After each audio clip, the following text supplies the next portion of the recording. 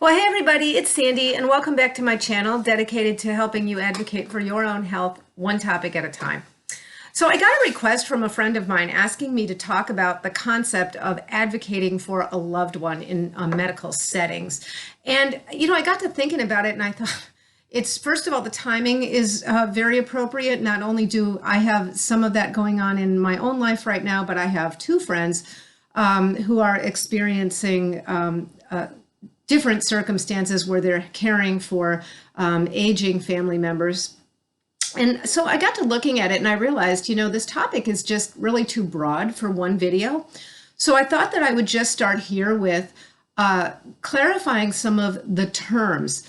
Because you can't really have a discussion about concept with all these different terms that get floated around. It just became clear to me that a lot of us don't really know the distinctions and what these things all mean. You hear power of attorney, advance directive, durable power of attorney, DNR. There's all kinds of things that I think will be helpful to clarify.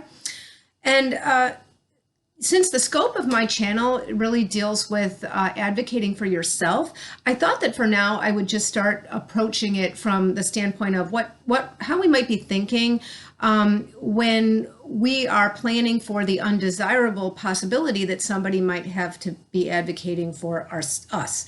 And I think that if you can sort out how you would like it to look if somebody has to advocate for you someday, then I think that will make it a lot easier to know how to advocate properly for somebody else if you're asked to. So my usual disclaimers, I'm a nurse anesthetist. I've been one for 30 years now. I've been in the industry a lot longer than that.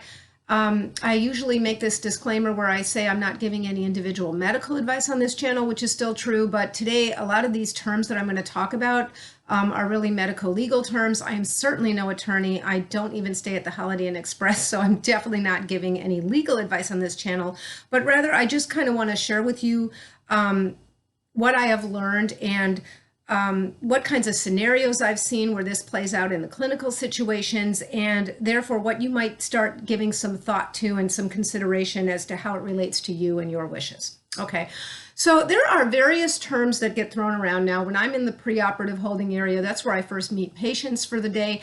And I often hear the nurses admitting patients ahead of me, and they're saying things like, do you have a living will or an advance directive? And I got to thinking, like, what is actually the difference between these? I've been hearing it for years over and over again. And turns out there's many more terms. And so, advance directive is kind of an umbrella term. So that's the first thing I want to talk about. There are many kinds of advance directives. I'm going to go over some of them. But in the general sense, the advance directive itself is the umbrella term. It is a written statement of a person's wishes regarding medical treatment. So it lets people know what you might want. Okay, and there are different kinds of this advance directive. So the first one, and the one that I hear come up a lot, is called a living will. Now, a living will is a very narrow kind of an advance directive. It's used in situations of terminal illness or terminal injury. It lets people know what your wishes would be regarding care or treatment in a terminal situation only. Okay, so it only applies when you are permanently unconscious, maybe due to injury or terminally ill or some other end-stage condition as defined by law. Now, laws vary from state to state, so it's important to keep in mind that as I go through this, you have to consider what state you live in and what the law is there.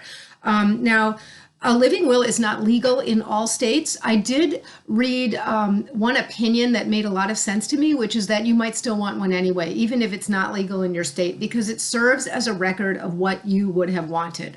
Perhaps laws change while your situation is still in flux, or I don't know how it would work if you are in another state, not your own, and something happens to you. I thought it made really good sense to just have that living will expressed in your wishes, even if you live in a state that isn't going to recognize it for right now. Okay, the second kind of advance directive is called a power of attorney. There are different kinds. There's a power of attorney and there's something called a durable power of attorney. And I'm only talking about for healthcare. So the difference between POA and durable POA is durable means that it stays in effect in the event that you become incapacitated. I'm no lawyer, but to my mind, I can't see a reason to not have it be durable if I'm thinking of long-term planning, and the whole thing is because I'm thinking what happens if I become incapacitated. But that's something, again, it varies by state, and it's something to sort out yourself. But the overall advantage of a power of attorney over just a living will is that a power of attorney goes much farther. It is much more broad than a living will. Okay, so it's not only for a terminal condition. A power of attorney can be used to specify how much latitude that you want a person who's going to have this power to have, under which kinds of conditions this person can make decisions. It refers to somebody's authority to make decisions on someone else's behalf. But again, you have a lot of power if you're planning this in advance, and you can decide how you might want to guide this person. You can also make it very broad, and you could say that thus and such a person is, you're going to have them use their best judgment and make a good decision in the event that you can't make that decision for yourself. So this applies to all kinds of things like elective surgeries. It might apply if you have some kind of a condition where you have a surgical option, a medical option, and there are trade-offs to make. This person might be making that decision for you, or they might not, depending on what you've specified. So overall, that's a power of attorney. I will say that the power of attorney is something that does come up sometimes in my clinical experience.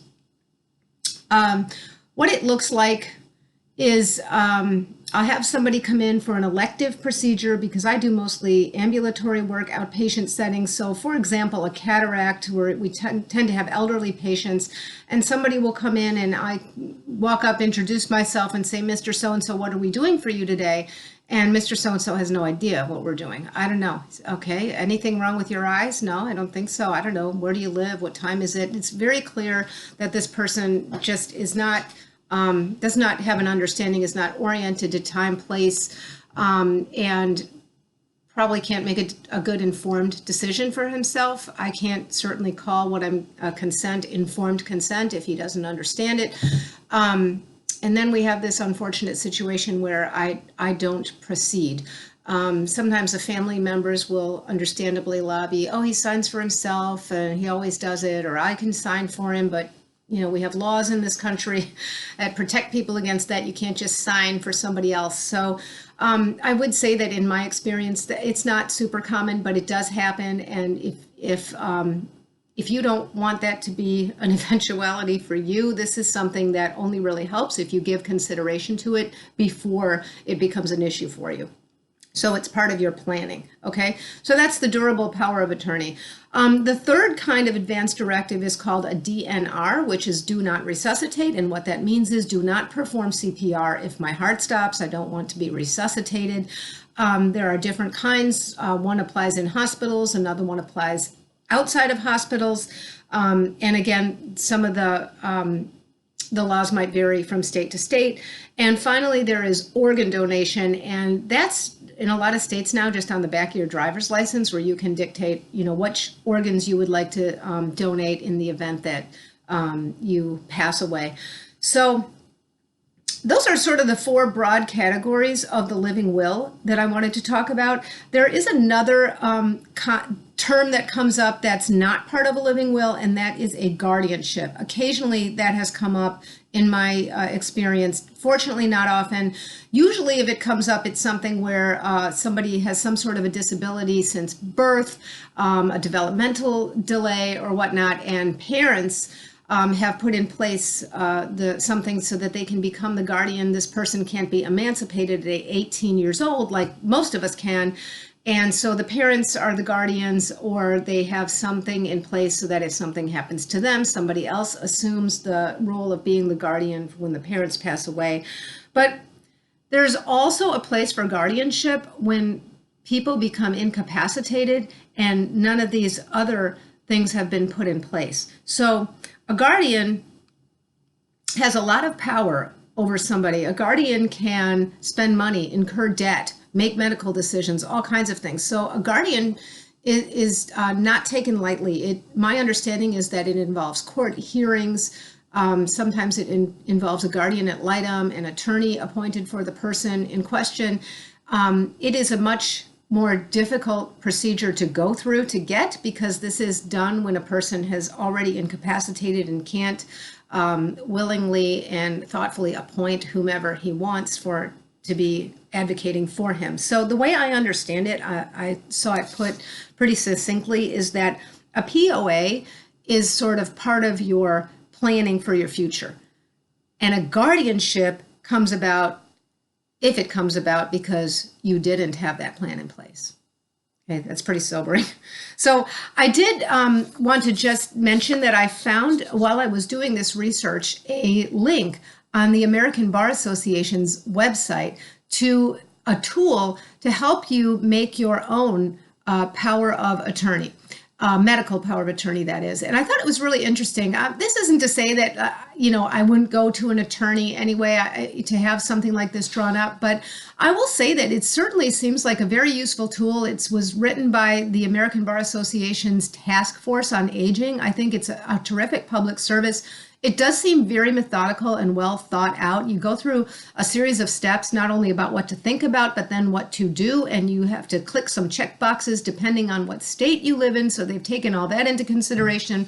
I'm not sure how often they update it, but I would think that if you're considering this, and even if you're planning to take this to an attorney, I would think that it would save you a great deal of time and some consideration, because some of the questions that would come up once you get to an attorney will have already come up because you have perused this document and made some decisions already. And most of us know that attorneys typically charge by the minute.